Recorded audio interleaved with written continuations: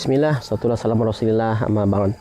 Jadi rekan-rekan Guyubers, kita akan coba ya menjadikan sebuah pengantar berkaitan dengan baru-baru ini yang kita selesaikan ya, penyelesaian hutang di perbankan syariah ya. Jadi memang kasus ini sudah cukup lama, lebih kurang kita terima di tahun 2018, dan memang sejak saat itu yang bersangkutan berkomitmen untuk menabung, sementara kami terus melakukan upaya negosiasinya. Jadi hal yang memang sampai hari ini menjadi ya rasa keprihatinan kami berkaitan dengan industri keuangan syariah ya, seringkali mereka kalah dalam hal ya menjaga pakem-pakem muamalahnya ya. Jadi lebih cenderung yang dikedepankan adalah industrinya ya, bisnisnya, aspek bisnisnya, sehingga pakem-pakem muamalahnya dikalahkan ya. Sebagai contoh yang kita sekarang akhirnya negosiasi ya, kita batalkan perjanjiannya karena memang tidak sesuai dengan pakem muamalah itu. Akhirnya dikembalikan hanya nilai pokok hutangnya saja ya, bahkan sampai bisa dicicil selama hampir 3 tahun ya, bahkan 3 tahun lebih ya kita selesaikan. Pertama yang menjadi titik kritis itu terjadi pada saat ini kan transaksi rumah ya, pembelian ya, akad murabahah. Jadi yang dibayarkan oleh ya debitur bank syariah itu dibayarkannya kepada developer ya dengan sendirinya ya, dengan sendirinya. Maka yang terjadi transaksi berikutnya oleh bank adalah akad pinjaman ya, membayarkan sisa kekurangan pembayaran kepada developer tadi. Nah, kemudian yang kedua masih menerapkan denda ya. Itu dua hal kritis yang seringkali terjadi pada akad murabahah ya. Kemudian yang menjadi prihatin juga terjadi penagihan yang tidak, saya kira memang tidak mencerminkan sama sekali ya lembaga keuangan syariah ya. Jadi dalam hal ini kami memberikan ya testimoni bahwa berkenaan dengan keuangan syariah dan konvensional memang akan sama pada dua hal. Yang pertama, mereka dalam hal menagih hitungannya hampir sama ya, mereka akan mengambil keuntungan lebih besar di awal ya, entah itu disebut margin atau bunga ya. Kalau memang disebut margin dan memang transaksi jual belinya betul-betul terjadi, maka yang mahal itu sebetulnya bukan menjadi persoalan ya, tetapi seringkali kan batal juga tuh ya, karena yang diambil tidak sesuai dengan ya pakem muamalahnya. Kemudian yang kedua dengan cara penagihan ya, cara penagihannya hampir sama, hampir semua baik itu konvensional maupun syariah melakukan cara penagihan atau intimidasi yang ya saya kira dalam hal ini kelihatannya tidak ada bedanya ya. Saya kira begitu. Nanti kita simak video yang akan diputar setelah ini sebagai sebuah testimoni dan pelajaran kita semua. Sampai ketemu.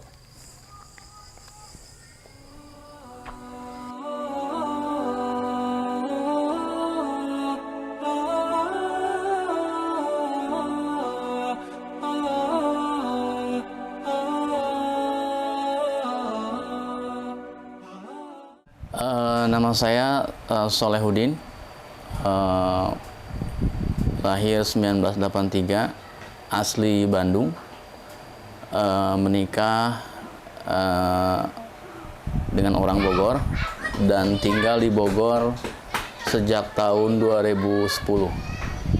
Saat ini saya bekerja sebagai bisa dibilang customer service di bidang software. Saya kerja secara remote. Kemudian sebelum pekerjaan yang saat ini saya bekerja pulang pergi ke kantor, cuman saat ini saya kerja di rumah sejak sekitar 4 tahun yang lalu. Jadi pekerjaan saat ini di bidang IT, sejak saya kenal Intra, kenal Riba Crisis Center, itu saya sudah bekerja di bidang IT, khususnya di Facebook advertising, iklan Facebook. Kemudian setelah itu saya bekerja 2 tahun. Perusahaan pertama ini berbasis di Hong Kong. Kemudian saya kerja lagi dengan perusahaan berbasis di London. Setelah itu baru perusahaan yang saya saat ini bekerja, begitu.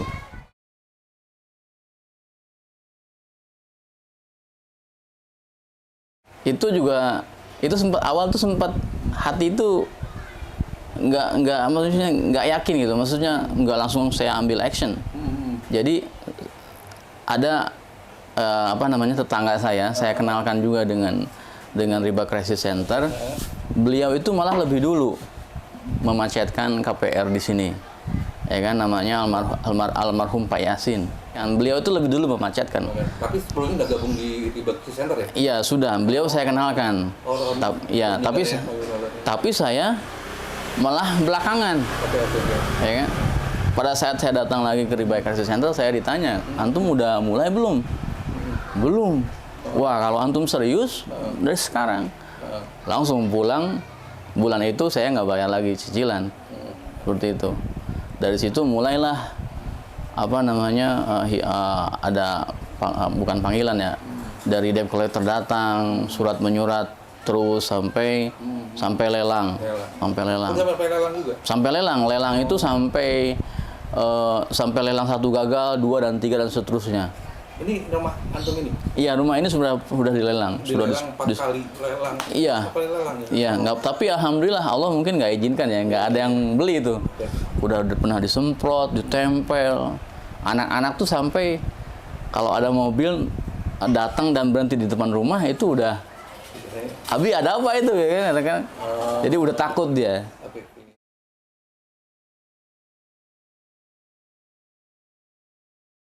Pihak bank itu cukup pintar untuk untuk tanda kutip membuat mereka yang mau hijrah itu sedang dalam proses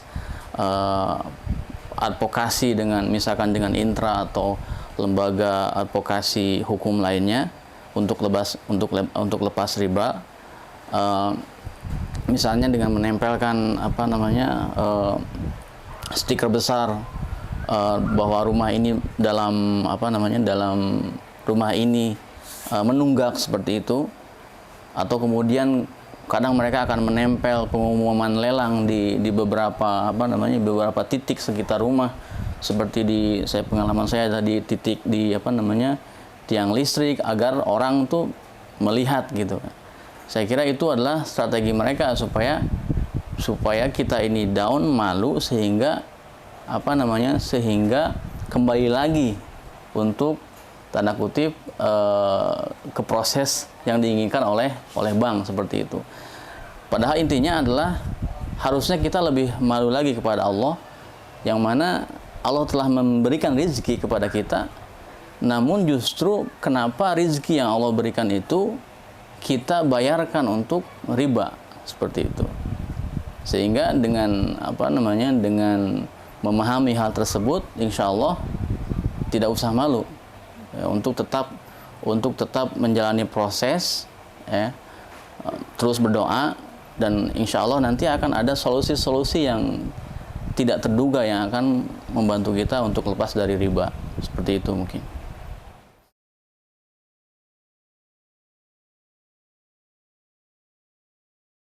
Kalau misalkan orang lain mencicil demikian, tetapi dengan keterbatasan ilmu, mereka tidak memahami realita dari KPR yang mereka menjalani seperti itu. Harusnya ya kita sebagai orang yang sudah memahami, justru dengan menggantungkan misalkan stiker dari Intra bahwa kita sedang menjalani advokasi anti riba, sedang hijrah riba, tanda kutip juga artinya membantu untuk berdakwah kepada tetangga kita soal hijrah ini. Makanya kemudian pengalaman saya pribadi juga apa yang ditempel di rumah itu memberikan perhatian dari tetangga, sehingga tetangga menanyakan kepada kita, ada apa nih Pak? Seperti itu. Ketika mereka menanyakan ada apa, Pak? Nah, ini adalah kesempatan buat kita untuk menjelaskan kita ini lagi ngapain gitu. Saya pribadi menjelaskan saya lagi proses riba, bahwa KPR yang saya jalani ini adalah sama saja gitu kan, ada unsur ribawinya.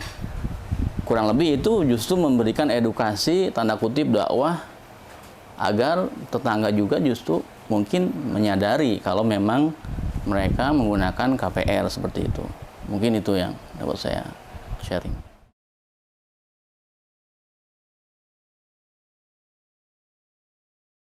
Alhamdulillah dengan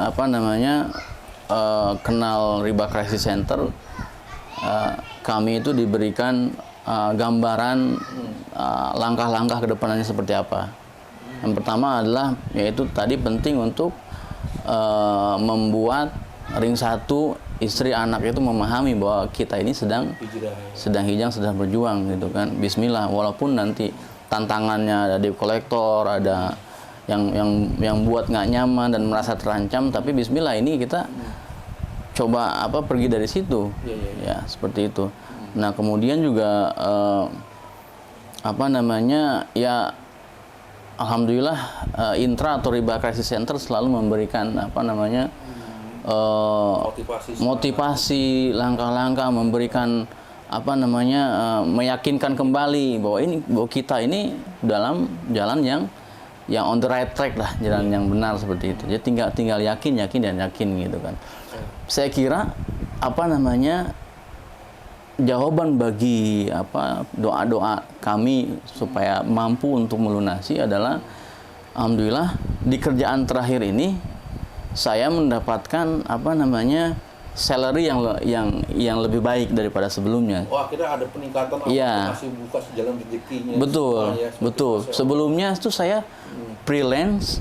Jadi namanya freelance berarti kan kadang ada, kadang enggak gitu kan. Dan itu juga awalnya ada tantangan juga dari keluarga ya. Kamu awalnya kerja dengan pemasukan yang fix, selalu ada tiap bulan, nggak pernah, maksudnya tidak pernah merasa wah gimana nih nanti bulan depan ya kan. Tapi saya resign waktu itu, kemudian saya memilih untuk di rumah. Dari situ freelance tidak tentu itu, kadang ada, kadang enggak gitu. Ini yang menjadi tantangan, tapi akhirnya kemudian berdoa, kemudian minta doa kepada orang tua, kepada orang soleh, bersedekah. Akhirnya yang terakhir saya mendapatkan pekerjaan yang alhamdulillah dengan pendapatan lebih baik daripada sebelumnya, sehingga saya bisa menyicil ke yayasan tabungan untuk pelunasan saya itu lebih baik lah. Sehingga alhamdulillah lebih cepat. Itu momentumnya dari awal 2021. Iya, Februari saya dapat pekerjaan baru. Dari situ saya bisa mencicil lebih baik lagi.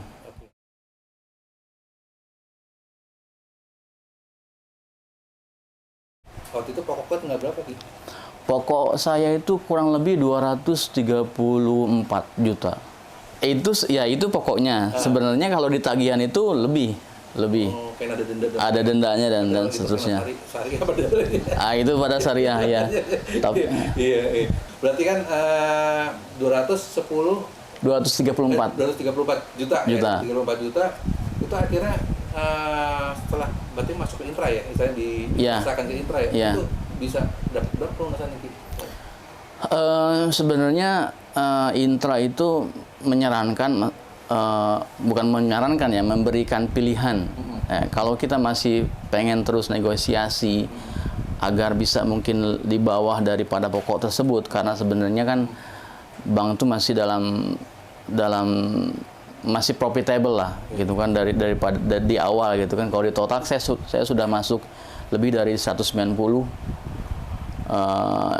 dan ini hutangnya masih dicatat 234 juta kan, 234 juta itu mereka masih profitable gitu kan.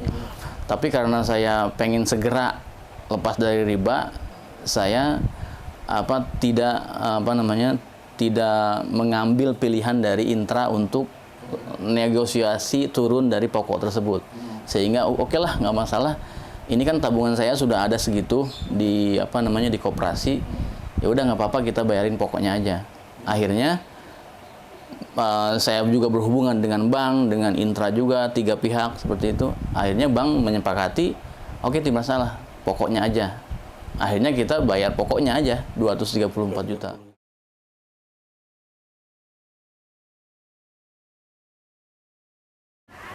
Jadi KPR yang saya ambil ini KPR Bank Syariah. Bank Syariah, ada satu bank syariah nasional.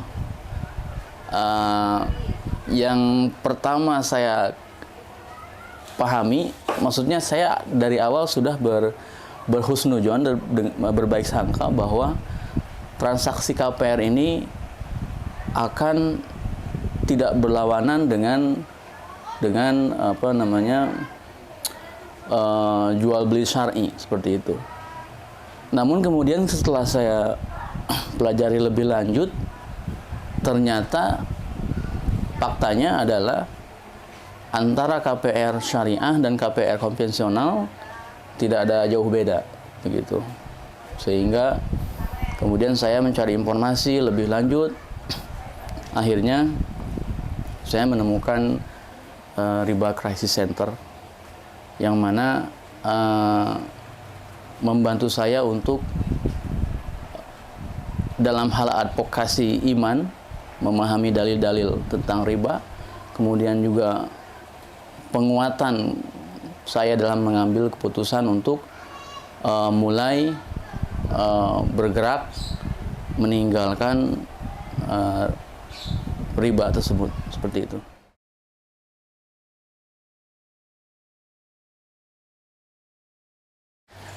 Yang saya pahami adalah pertama, saya melakukan down payment atau uang muka itu ke developer. Dalam arti berarti sebenarnya agak membingungkan sebenarnya saya bertransaksi dengan siapa. Apakah misalkan bank tersebut memiliki barang tersebut kemudian menjual kepada saya, atau barang tersebut adalah milik orang lain kemudian bank membantu saya untuk membeli barang tersebut gitu. Nah, yang kedua adalah faktanya adalah dalam perjanjian bank tersebut adalah memberikan pinjaman uang untuk menutupi kekurangan pembelian kepada developer seperti itu. Dan kemudian juga bank secara regulasi tidak bisa memiliki barang yang kemudian dia pegang, kemudian dia jual kepada nasabah. Barang ini adalah rumah. Produk bank adalah bukan rumah, tapi produk bank adalah pinjaman. Sehingga yang dia jual tanda kutip adalah uang tersebut. Ini yang kemudian menjadi tanda tanya bahwa sebenarnya adalah mereka itu tidak menjual rumah, tetapi memberikan pinjaman. Walaupun kemudian banyak istilah-istilah dalam dalam perjanjiannya itu menggunakan istilah-istilah syar'i. Misalkan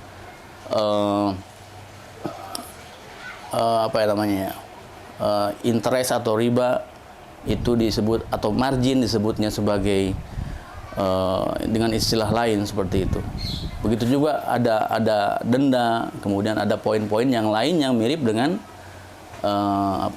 dengan bank konvensional. Hanya saja istilah-istilah yang digunakan dalam perjanjian dalam KPR syariah itu adalah menggunakan istilah-istilah syar'i, istilah-istilah bahasa Arab, walaupun pada faktanya adalah kurang lebih sama dengan bank konvensional begitu. Itu yang saya pahami. Saya merasakan wah ini yang disebut tertulis ada denda itu ini sudah diperlihatkan kepada saya. Nah, walaupun rinciannya adalah bisa diperdebatkan lebih mendalam lagi sebenarnya. Yang penting bayarnya nggak telat gitu kan, nanti nggak ada denda gitu, nggak ada riba, nggak ada tambahan nilai. Tetapi memang ada kalanya orang mengatakan mau melepas riba tapi masih setengah-setengah gitu.